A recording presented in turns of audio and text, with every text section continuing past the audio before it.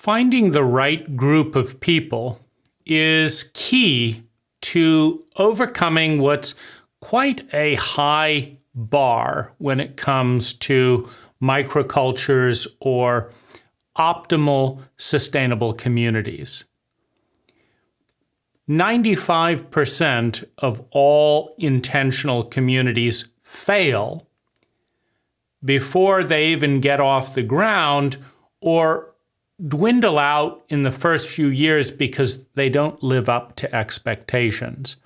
And so it's important to be aware that in order to not only sustain, but be a 10x improvement on much of traditional culture, that we have to do things better than 98, 99% of the groups that are forming. And a key part of that is selection for the people. And what I want to outline is the joy and the value of dealing with, of living with a group of kind, empathic, visionary, competent, playful, and outside the box thinkers that are committed to a high quality of life mentally, emotionally, and physically. So if we start thinking about, what are some of the qualities of 10x individuals, and how do you find that? Well, if we take the probability field, the first thing that we want is competence, right? Because everyone is ultimately well-intentioned, right? There isn't a single person on the planet that isn't doing what they've been programmed to do, following a learned bit of code or iterating and developing that has met their needs more than any other bit of code, than any other protocol that they've been given or have been able to create for themselves, right? But, a lot of these bits of code, intergenerational trauma, unconsciousness, running away from what we want, self-sabotage, et cetera, are not constructive to 10x living, right? And so these are hurdles that we need to overcome. Now, there are a couple of indicators that we can look at when we look at competence. One is that it's only the top 15% of people in any field that are competent enough to evaluate their own competence, right?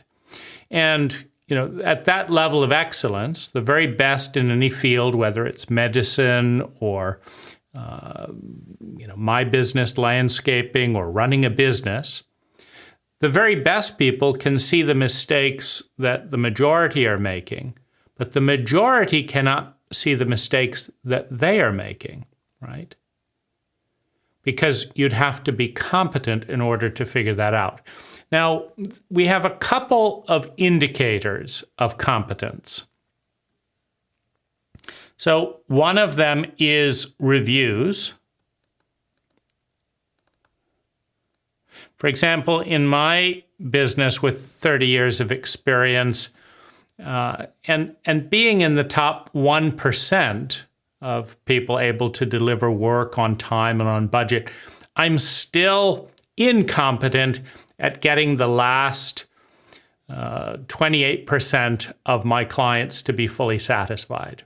Meaning only 78% of my clients really love the whole experience of working with me. And so you could say that 78% competence in client satisfaction, and 100% competence with things coming on budget, and 95% competence with things being done on time, and 95% competence in doing what I said I would, and 90% competence at doing more than I said I would. So doing more than I said I would on time or early. So that in and of itself is, creating, in terms of landscaping, in the top 1% of the industry. But then to do that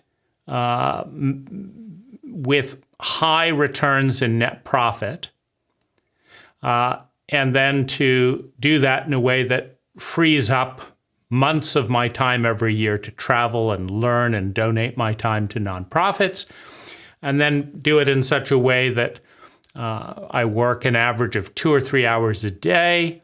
That's in the top 1% of 1% of my industry that's able to do that. But it's still, only 78% competent in terms of good client results. So reviews are, one indicator of that. Profits are another, right?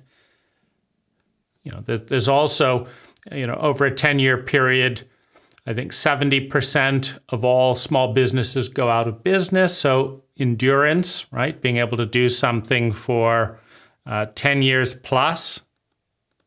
So, these are some indicators of competence. And profits equal savings, right? Or at least that's a potential area of competence. And so by putting an investment threshold, right? So we can look at the qualifications of someone's competence that's wanting to participate. Because if you've got a 95% failure rate, right, you want to draw the very best people to overcome those odds. And so, one way to do that is to filter minimum investments of, $100,000 in cash plus monthly expenses, or $175,000 in investment without any further cash needed.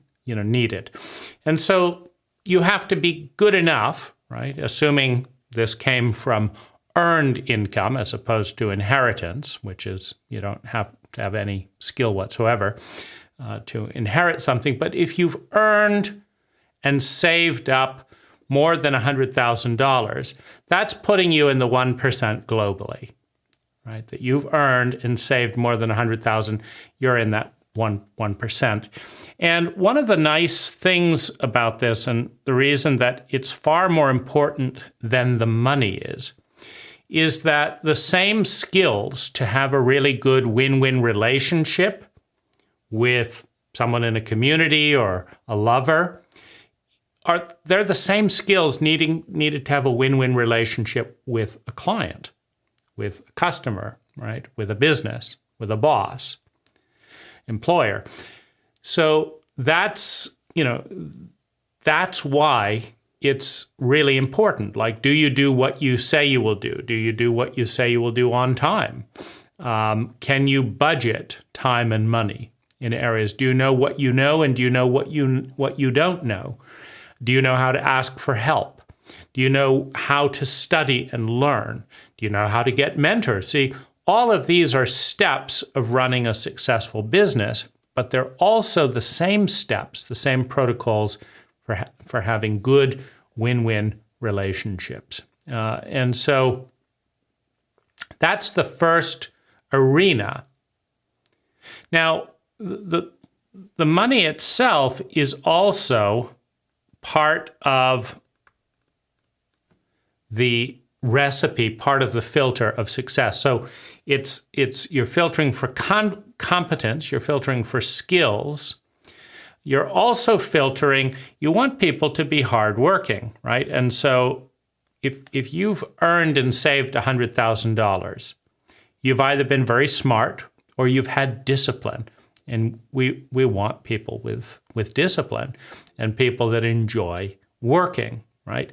Because while it's easier to live in a 10x culture than it is to default and live in a mediocre culture, it's much harder to co-create that, right?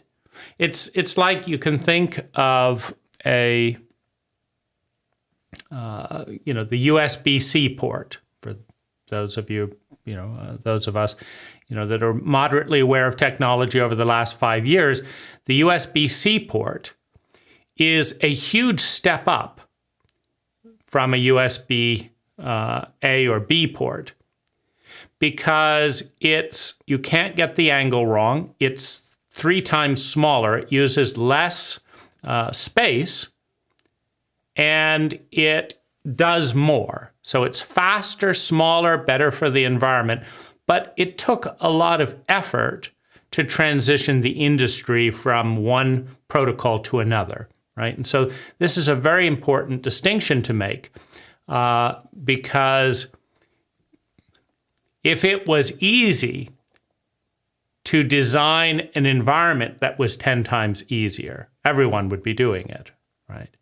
It's actually much more challenging to develop a whole new protocol of any type and transition a group of 30 plus people towards that new protocol. It's 10 times harder to develop a protocol that's that good and then teach 30 people to learn that protocol, that language. You can kind of think of it as a new language, that I've got a new language that is 10 times better to use. When you speak in this language, people don't misunderstand you. You speak faster, you listen faster, and it has all these possibilities that don't open up. But you're going to have to spend a year learning this language, right?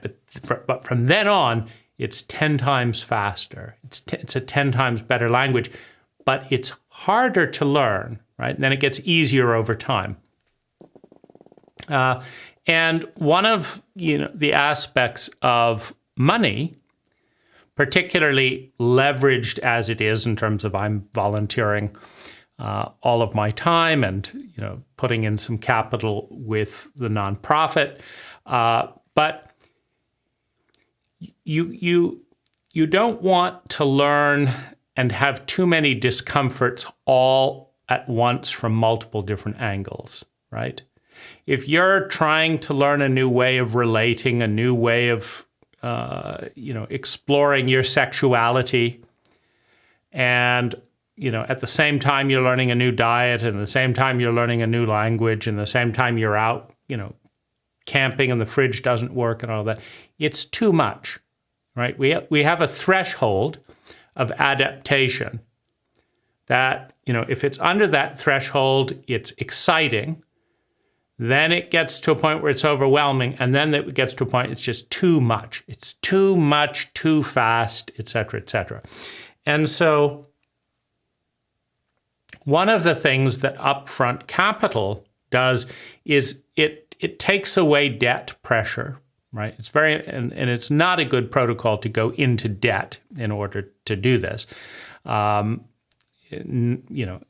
so it takes away debt pressure, it takes away income requirements, so it frees up time, right? So, living where I live in Marin County, I need to put up $100,000 to $200,000 down payment for an $800,000 mortgage for a low-cost house, by the way. This is low-cost housing. And then I need to make a $6,000 a monthly payment. And that's the pressure, right? So that's what it takes here. And if there isn't $6,000 a month in income, then that starts going into default. There's penalties, and and then there's driving around and infrastructure expenses. So that creates, it's very luxurious, very comfortable, but it doesn't free up, months of time to explore and learn different community building skills, because that income pressure is there, right? And so having upfront capital in a way that both eliminates debt and dramatically reduces income responsibility frees up space for learning, and also makes the movement into a new way of being more pleasurable from the start. And I think that's a really important thing. Now, it's essential for most people, but even for founders in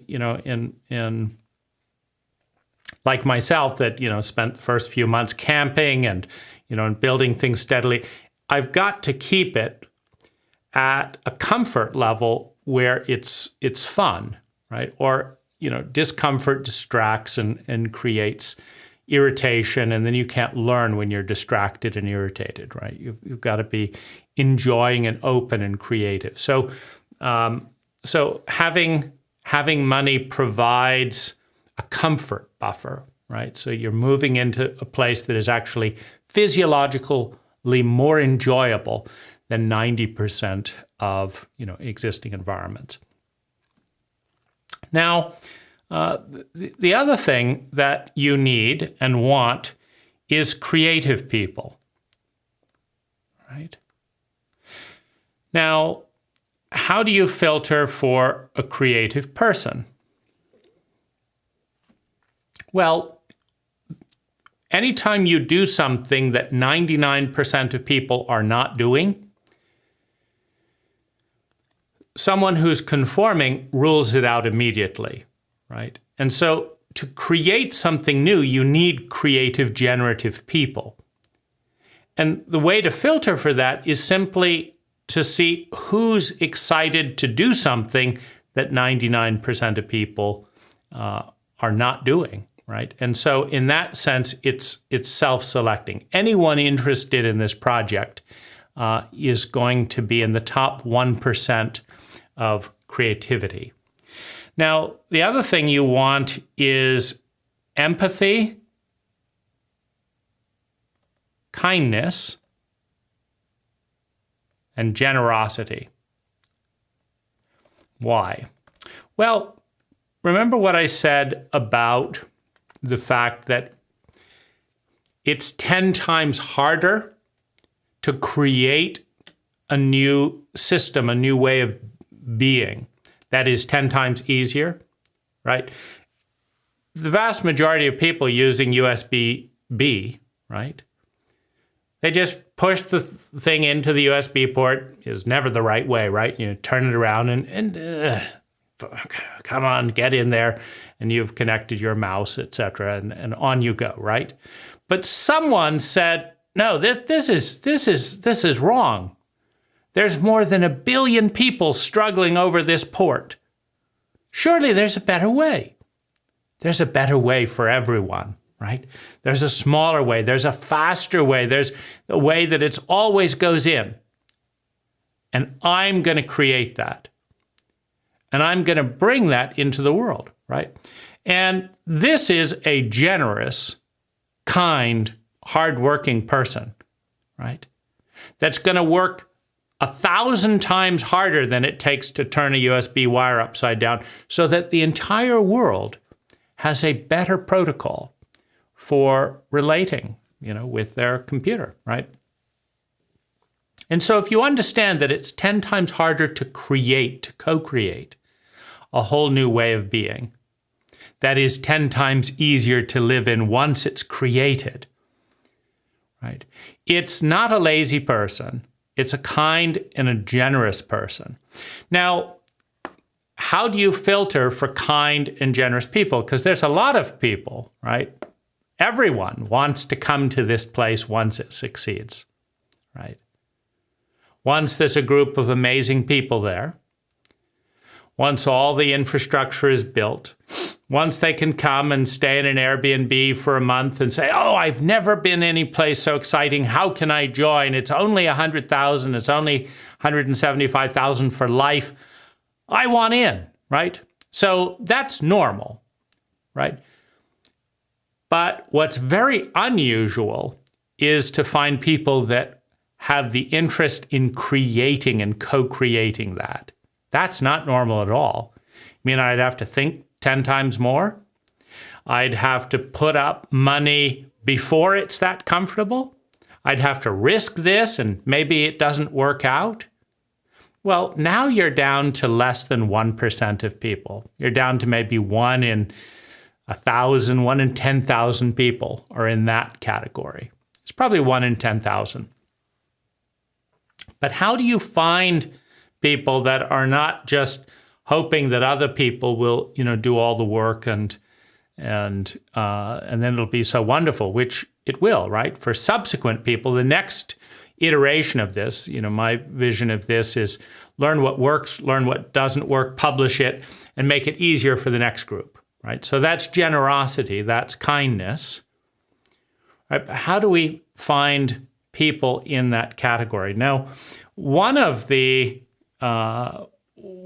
ways is to filter for people who want to volunteer to be of service 3 hours a day or more. Not everyone wants to do that, by the way, right?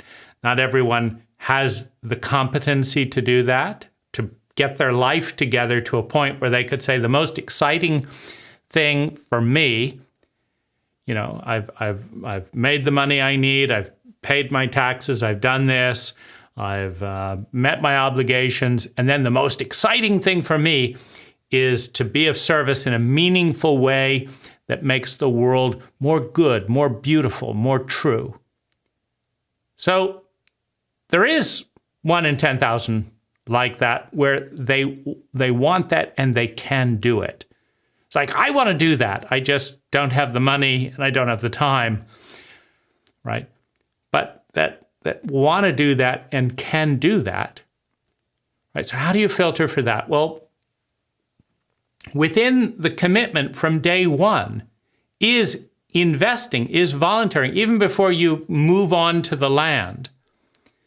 You can start the routine of being of service 3 hours a day in service to the question, how can I bring the most value to the most people with the least amount of time, money, and natural resources? That is the question that Happiness Data was formed to help me live in, right? That 10x Living is all about. Right? This community came out of that question, asked over and over again, how can I provide the most value to the most people with the least amount of time, money, and natural resources? And a microculture in a place like Costa Rica was one of the top contenders in a way that facilitates other people doing it in a variety of iterative ways, right? And an app, an app that facilitates well-being in a variety of ways is another offshoot that kind of dovetails and can do that more at scale, right? So how do you find people that are able and willing to do that? Who wants to volunteer 3 hours a day, right? If you do, you're in, and you can pull it off without your life falling apart, you're in that 1 in 10,000 group, right? But, just imagine living with 30 plus people that are all doing that, right? That is incredibly rewarding, and an experience that there's less than 1% of places in the entire planet where you can find another 30 people that are living in that question, providing the most well-being, which starts, of course, by reducing the most amounts of unnecessary suffering, and then creating the most amount of sustainable well-being. How do you do that, right? So you just filter by who's up for that 3 hours a day, 6 days a week, right? So 6 times 3, 18 hours a day of competent service. Right, so that's the filter.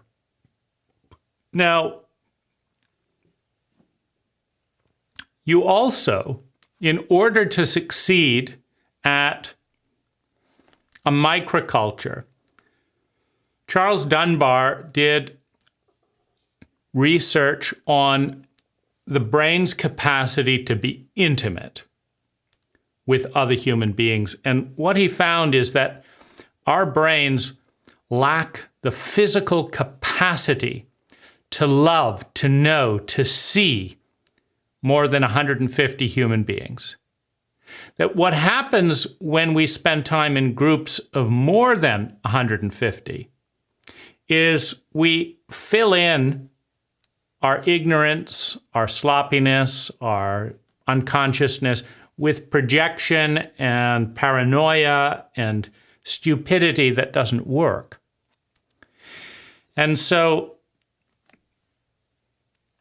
having people together, spending quality time together, eating together, cooking together, doing yoga together, having conversations, doing healing work together, gardening together on a regular basis. In other words, recreating the village, right, is the way to generate empathy. Right? So you move out of addictive space. You move out of the more people, more experiences, more groups. I have to go to this group and this. And you focus in co-creating love and belonging, right? If you will spend 3 hours a day with any group of people up to 100 people, you will come to know them. You'll know their allergies. You'll know their favorite dishes. You'll know their birthdays. You'll know their anniversary. You'll know their values. You know their favorite animal, the favorite thing they love to do, their routine, right? You know people by being in quality time with them, right? And so the people who want to be in a small, contained, intentional group are people that want to see and be seen. Now, seeing and being seen deeply is a foundation for empathy, right? And so you want empathic people versus sociopathic people, which requires quality time. Because even if people are empathic with a projection, here, I brought you some cake. Don't you like it? No, I'm gluten intolerant and I'm trying to give up sugar. Oh, I didn't know, right? You can't have empathy based on ignorance. You've got to have quality time and proximity so that the empathy can grow out of understanding, but also so that it can be informed with data rather than projection, right? And so that's just a group of people that wants to be in a small intentional group, quality over quantity. That's an intelligent value choice, right? You look at the oldest cultures, Chinese cultures, Japanese culture, and tea, for example. They're not selling tea by the ounce. Get 30% extra free tea.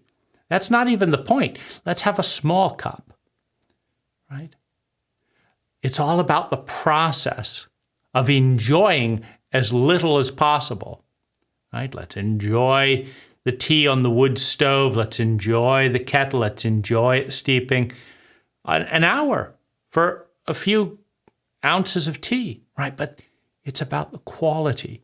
And it's older, more sophisticated human beings and culture that appreciate quality of relationship over quantity, right? A young culture, what's going on? Let's try this out and try that, right?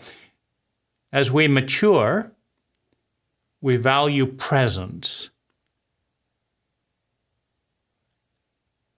It's all about presence. Right?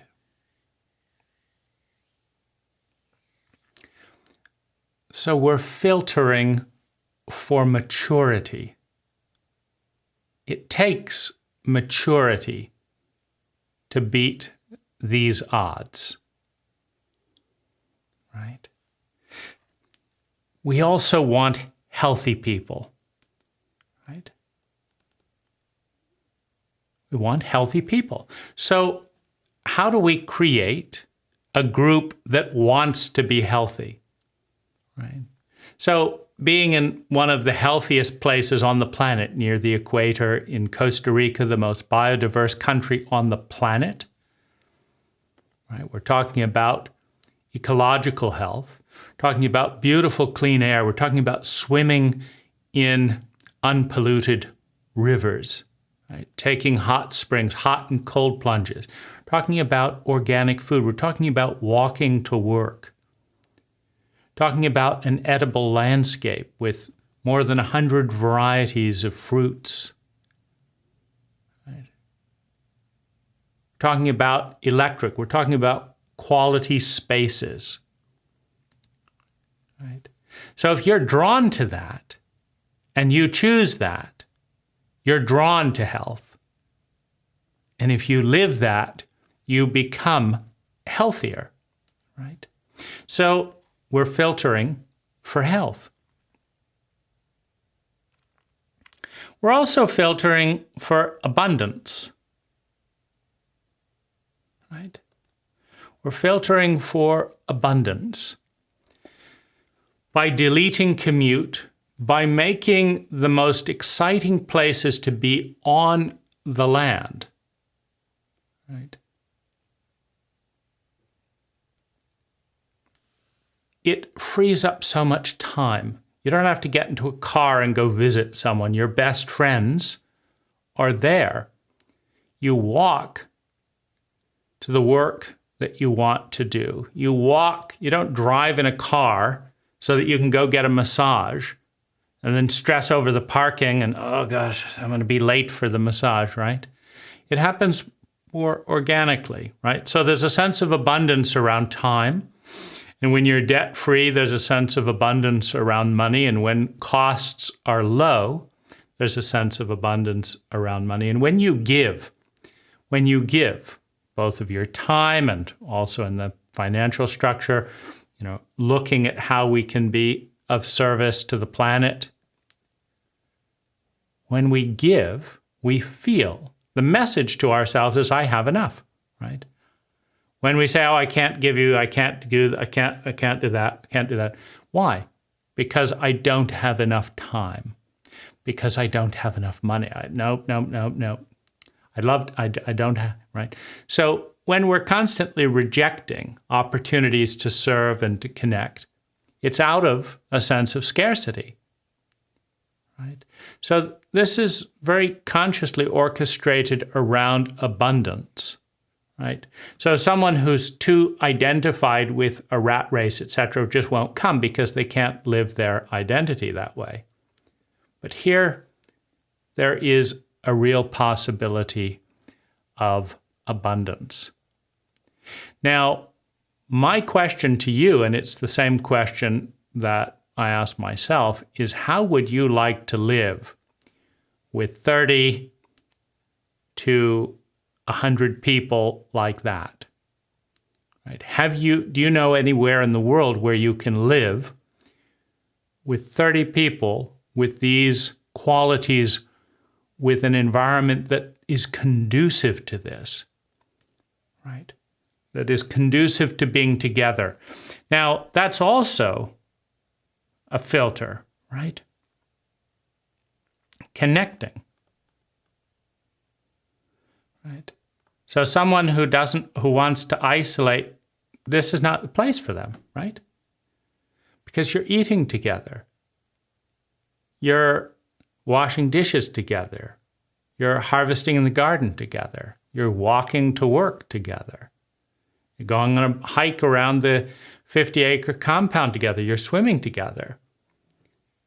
Right? There's a sense a tremendous healing in being with an extended family, right?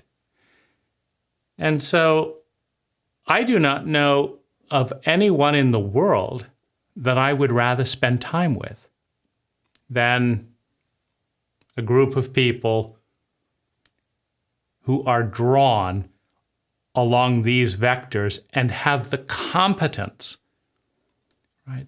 That they care enough about these things to have developed the competence. You see, I didn't have the money to donate to a nonprofit when I first came up with these ideas, but they struck a chord with me.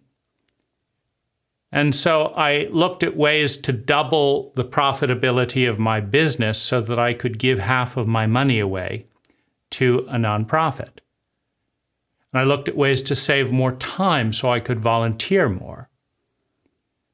And I saved up the money to become competent enough to be capable of pulling something like this off, because it seems like a worthwhile purpose. And you may already have the money, or you may need to learn and grow to be capable of being someone that can step into this role. But there's no one that I'd rather spend more time with, of any age, of any race, of any gender, than someone like you, able and willing, drawn to step into this circle. And I think this is the type of person and the type of group that has a good chance, let's say 2/3, right? A good chance of beating those 95% odds of just failing and withering out. And then the other 4% odds of really being a 10x experience relative to the norm. Thank you for your interest, and I hope to see you at Medicina.